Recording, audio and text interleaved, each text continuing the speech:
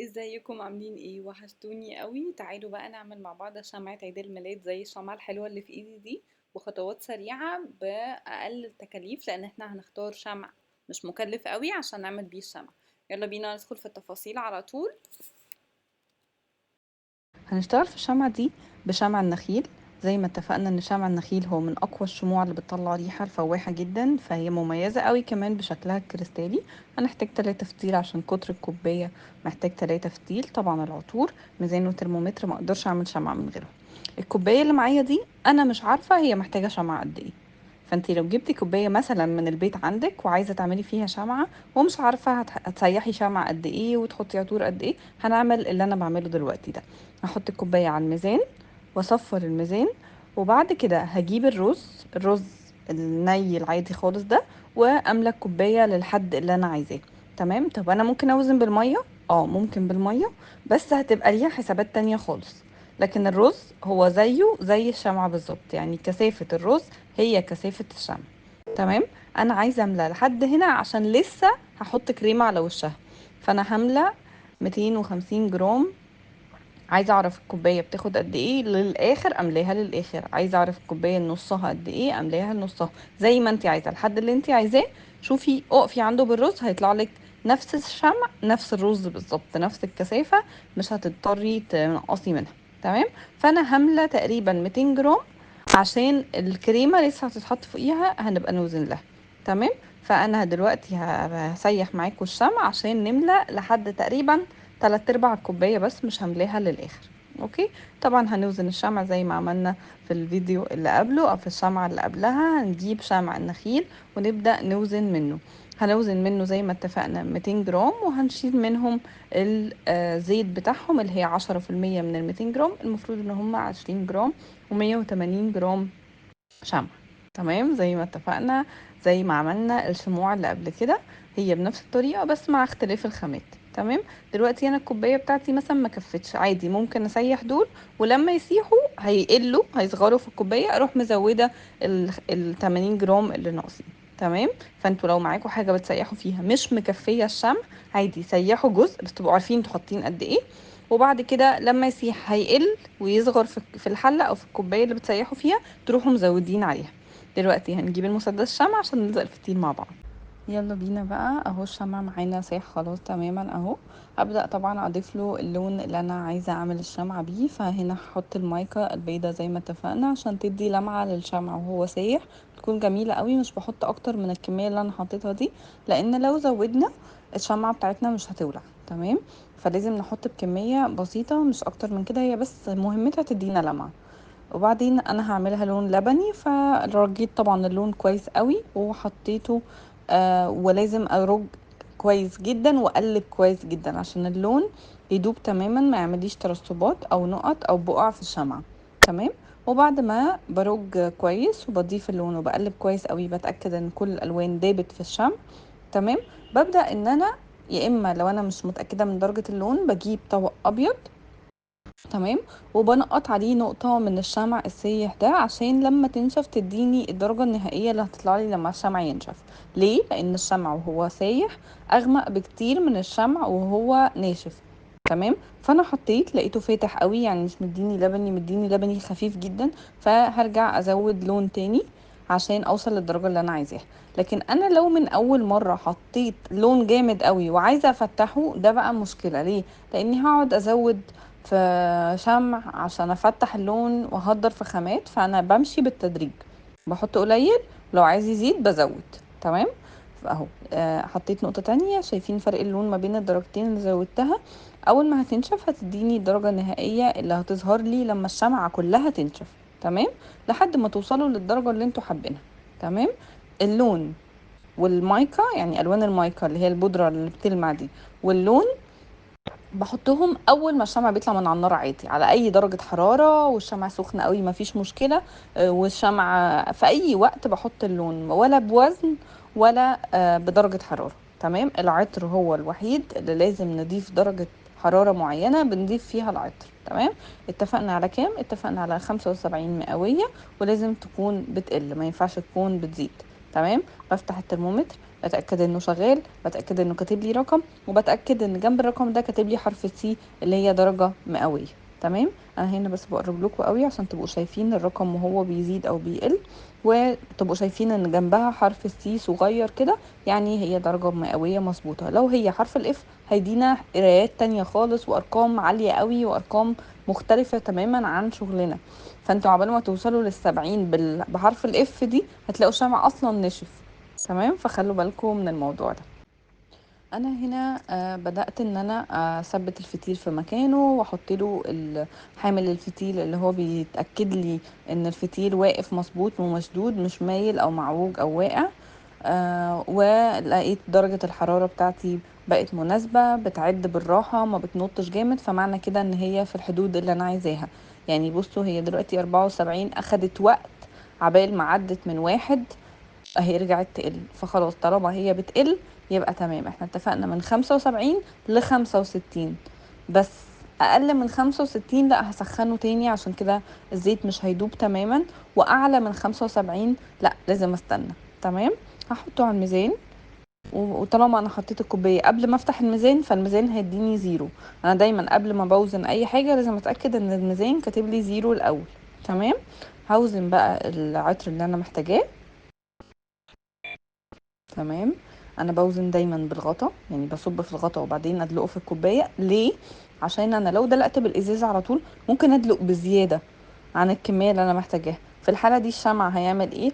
هيشرب ويمتص الجزء اللي هو قادر يمتصه حسب تحمل الشمع، والباقي هيرسبهولك ويفصلك الزيت تحت. فانتي لازم تحطي النسبه مظبوطه، ما ينفعش ندلق بزياده اصلا احنا عايزينها فواحه قوي فنروح دالقين اكتر. لا، كل شمع ليه قوه تحمل. شمع النخيل قوة تحمله من 5% لحد 15%. أكتر من 15% من وزن الشمعة هتلاقوا الشمعة مزيتة ومبلولة. تمام. أنا هنا حطيت 20 جرام زيت، وحطيت 180 جرام شمع، فبقوا 200 جرام. تمام. عشان مملاش الكوباية للآخر هبدأ أسخنها بالهيت جن. تمام. واحنا اتفقنا ان الهيت جن مهم قوي في التسخين، لان الكوبايات الازاز صعب قوي ان احنا نسخنها باي طريقه تانية. يعني القوالب السيليكون ممكن احطها اي مده في الميكروويف مفيش مشكله، مش هيحصل لها اي حاجه. الولاعه ما ينفعش ابدا اولع اسخن بيها ولا قوالب سيليكون ولا كوبايات ازاز. السيليكون هيتحرق والازاز هيفرقع من النار المباشره. تمام. الهيت جان ده م- يعني مهمته قويه معانا قوي، بيصلح العيوب، بيسخن القوالب، بيسخن الكوبايات، فهيغنيكي عن حاجات كتير قوي. تمام. فهنا اهو بدات ان انا اسخن الكوبايه كويس، حتى باين على الفتيل اهو ان هو بدا يتعوج. ده بسبب ان الشمع اللي على الفتيل بدا يسيح من السخونيه بتاعه الهيت جان. وطبعا هنسمي زي ما اتفقنا، وهنصب لغاية ما احنا متفقين او لغاية ما احنا وزنين الشمع. تمام. بس انا هسيب شوية ليه؟ عشان انا هعمل بيهم قالب هوريهولكوا في الخطوة الجاية. بصوا بقى انا هنا جبت القالب اللي عايزة احطه على وش الشمعة، مكتوب عليه هابي بيرثداي لان دي شمعة لعيد ميلاد. وسخنته كويس قوي وحطيت فيه باقي الشمع اللي كان متبقي مني من الشمعة نفسها عشان يبقوا الاتنين نفس الدرجة بالظبط. تمام.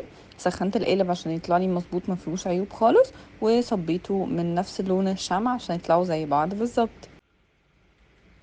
تعالوا بقى شوفوا معايا جمال شمع النخيل لما بينشف. بصوا الكريستالات بتاعته مديه لمعة خطيرة ازاي لظهر الشمعة. شايفين الحلاوة؟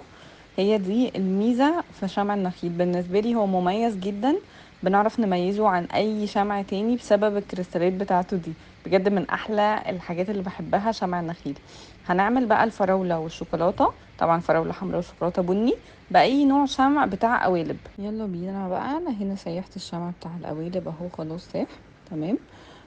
مش فارق معايا بصراحة درجة حرارته، لان انا مش بعطر الاشكال الصغيرة دي. بعطرها امتى؟ لما بكون هستخدمها للفواحة الفخار، بنحطها فوق الفواحة الفخار وتطلع الريحة بتاعتها. لكن دلوقتي هي زينة مش عايزة اعطرها خالص. بقسم الشمع اللي انا سيحته عشان اعمل منه فراولة وشوكولاتة، فهستخدم لون احمر ولون بني. تمام. هنبدأ ان احنا نضيف اللون الاحمر عشان نعمل الفراولة. بدوبها كويس قوي، بقلبها كويس قوي عشان ما تبقاش فيها بقع ولا فيها حاجة شكلها مش لطيف. طيب القوالب الصغيرة دي بنسخنها ولا لأ؟ لو ما يعني لو ما سخناهاش مش مشكلة، لو سخناها كويس يعني مش شرط ابدا ان احنا نسخنها، بس لو سخناها يبقى احسن، بس لو ما سخناهاش مش هيحصل مشكله. تمام. برضو بختبر اللون عشان اشوف الفراوله تطلع زي ما انا عايزه، ولا غمقها ولا فتحها ولا كده. طبعا التغميق سهل، التفتيح هو اللي صعب شويه. ببدأ ان انا اصب الفراولة في القالب بتاعها. القوالب اللي بتعمل اشكال فراولة وشوكولاتة دي خطيرة خطيرة بجد، بتدي شكل فظيع للشمع، وبتحسي ان هي فعلا كيكة او تورتة او كب كيك او كده، حاجات حقيقية قوي قوي قوي. تمام. بعدين هنيجي هنا نحط اللون البني عشان نعمل الشوكولاتة، وبرضو باللون اللي انتوا عايزينه. عايزين تعملوا الشوكولاتة غامقة فاتحة براحتكم، يعني مفيش حاجة ابدا بتربطنا بالموضوع ده خالص. وهقلبه كويس قوي واتاكد ان اللون ده تماما برضو عشان ما تبقاش فيها نقط او بقع او كده. وبختبر اللون، بشوف اللون ده هو اللي عاجبني ولا احب ازود اللون. لقيت اللون هنا لطيف فخلاص، لقيت اللون مش عاجبني فازود براحتك. يعني ايه، انتي بتشتغلي بروقان، بتشتغلي بطولة بال، بتشتغلي عشان تطلعي حاجة فنية. وانتي اصلا شغالة، اي طاقة سلبية عندك هتروح، هتحسي ان انتي مبسوطة بالحاجة اللي انتي بتطلعيها. فبجد الشغل في الشمع انا حبيته، ودايما الناس اللي بعدي بتشتغل منه دايما بيقولوا لي نفس رأيي، ان هم وهم شغالين بعد ما بيشوفوا الحاجة النهائية اللي بتطلع معاهم بيبقوا قد ايه مبسوطين بيها، وحاسين انهم عايزين يعملوا غيرها. وحاجات بتطلع بروفيشنال قوي، كأنك شارياها جاهزة، يعني كأنها جاية جاهزة، ما بتبقيش متخيلة ان دي انتي اللي عملتيها. تمام. فان شاء الله اشوف ابداعاتكم، مستنية تبعتولي الحاجات اللي هتعملوها ان شاء الله. بس انا هنا هاملة الشوكولاتة في القالب، وهسيبهم بقى هما الاتنين ينشفوا، وبعد كده نرجع نكمل الشمع مع بعض. بصوا بقى الشكل لما نشفت عاملة ازاي. هطلعها من القالب بتاعها بالراحة قوي، بوسع السيليكون عشان ما تتكسرش. بوسع السيليكون بعيد عن الشمعة من غير ما اشد الشمعة خالص. اي شمعة بخرجها من قالب دايما بوسع القالب، وبسيب الشمعة في مكانها، ما بشدش الشمعة خالص عشان ما تتقطمش، بالذات لو رفيعة كده. ولو فيها تفاصيل صغيرة برضو بحاول ان انا اطلعها برفق شديد عشان الحاجات الصغيرة اللي فيها ما تتكسرش. تمام. هتطلع معانا من القالب بسهولة لان السيليكون اصلا بيطلع بسهولة يعني. مش بنحتاج ندهن اي حاجة في القالب خالص، وبتطلع من معانا بسهولة جدا. شكلها لذيذ قوي، والزيادات دي سهلة قوي ان احنا نكسرها بايدينا بسهولة. يعني بضغط عليها كده بتتكسر على طول عشان ما يبقاش فيها اي زيادات خالص. تمام. ده شكلها. عملنا كريمة زي ما عملنا الكريمة في الشمعة اللي قبل كده. هنطلع الفراولة وهنطلع كل الحاجات اللي احنا محتاجينها عشان اول ما نحط الكريمة نلزق عليها الاشكال والديكورات اللي احنا هنحطها، فتلزق في الشمعة كويس قوي. تمام. هنجيب بقى الشوكولاتة ونطلعها. برضو اي زيادات في الشوكولاتة بتتشال برضو بسهولة جدا، ممكن بمقص ممكن بايديكو، بسهولة قوي بتتشال. هطلع اللي انا محتاجاه والباقي هشيله واستخدمه بعدين. وجهز جنبي كل الحاجات اللي انا محتاجاها. الكريمة عملتها وعطرتها في درجة الحرارة، وعملت كل التفاصيل اللي عملناها في الشمعة اللي قبل دي في الكريمة. تمام. بنفس طريقة الكريمة بالظبط، وحطيتها في الكيس. وبدأت بقى ان انا ابدأ احط الكريمة على الشمع. طبعا زي ما اتفقنا ان احنا في الكريمة بنيجي بنحط في النص الاول. لو حصل زي اللي حصل معايا ده، وان ان الشمع اللي متعرض للهواء نشف وقفل الطرف بتاع الكيس، في الحالة دي اوعوا تضغطوا. لو ضغطتوا الكريمة هتفرقع وهتملى المكان. فانتوا روحوا سلكوها بالترمومتر مثلا. يعني انا هنا كنت بالترمومتر بوسع الفتحة اللي قدام عشان الكريمة ترضى تنزل، لان الحبة اللي قدام بيبقوا متعرضين للهواء او للجو يعني، فبيمسكوا ويقفلوا. اللي جوه الكيس بيبقى لسه طري. فخلوا بالكوا عشان ما تبهدلكوش. بصوا بصوا ضربت ازاي. بس انا ما عنديش مشكلة انها ضربت ليه، عشان هي هتتدارى وهيتحط فيها كريمة تانية، فالشكل اللي بايظ اللي حصل ده مش هيبان. لكن لو انا مثلا شغالة في كب كيك وضربت مني كده، هتبهدل الدنيا وهتبهدلك وهتبهدل الشمع. فاحنا دايما نبقى حريصين واحنا بنشتغل بالكريمة، نبقى متأكدين ان هي مفتوحة كويس من قدام، ما يبقاش الشمع اللي قدام نشف وقفلها لي. تمام. انا دلوقتي هحط الكريمة على قد ما انا عايزة، اوكي، في الاماكن كلها. وبعدين لما باجي الزق الفراولة والديكورات اللي انا هحطها على الوش، بحاول على قد ما اقدر اشوف انهي اكتر حتة من الكريمة شكلها بايظ، شكلها فيه مشكلة، مش عاجبني، متلخبطة مكعبلة، واحط فوقيها الشكل. تمام. هنا هحط اهو الديكور اللي انا عاملاه، عاملة فراولة، عاملة شوكولاتة. عامله بصوا الشوكولاته حسيت انها هتبقى كبيره قوي فكسرتها اتنين وحطيتهم كده يعني ايه قدام بعض، بيبقى شكلها لذيذ قوي وواقعي جدا. تمام. والهابي بيرثدي حطيتها في النص، وبعدين هنرش من السبرينكلز. السبرينكلز دي على فكره بتاعه الاكل مش بتاعه شمع، يعني دي مش شمع، ده السكر اللي بيتباع في محلات الحلواني، سبرينكلز بتاعه الكب كيك والتورت وكده. بصوا بقى الشكل النهائي خطيره. شكل الكريستالات بتاعت شمع النخيل باين من جنب الكوبايه، وده الشكل النهائي بتاع الشمعة. يا رب تكون عجبتكم، يا رب تكونوا استفدتوا، هستنى اتفرج على ابداعاتكم. يا ريت بقى المتابعين الحلوين اللي دايما متابعيني يقولوا لي ايه رأيهم في زاوية التصوير الجديدة، لان انا غيرتها، حاسة ان هي كده اوضح واقرب، فانتوا شايفين احسن ولا لا؟ يا ريت تكتبوا لي في الكومنتات كده احسن ولا الاول احسن، عشان يعني بحاول احسن من جودة الفيديوهات الجاية ان شاء الله. واستنوني الفترة الجاية هنزل فيديوهات كتير قوي، مجال الشموع وحاجات تانية كمان. باي باي.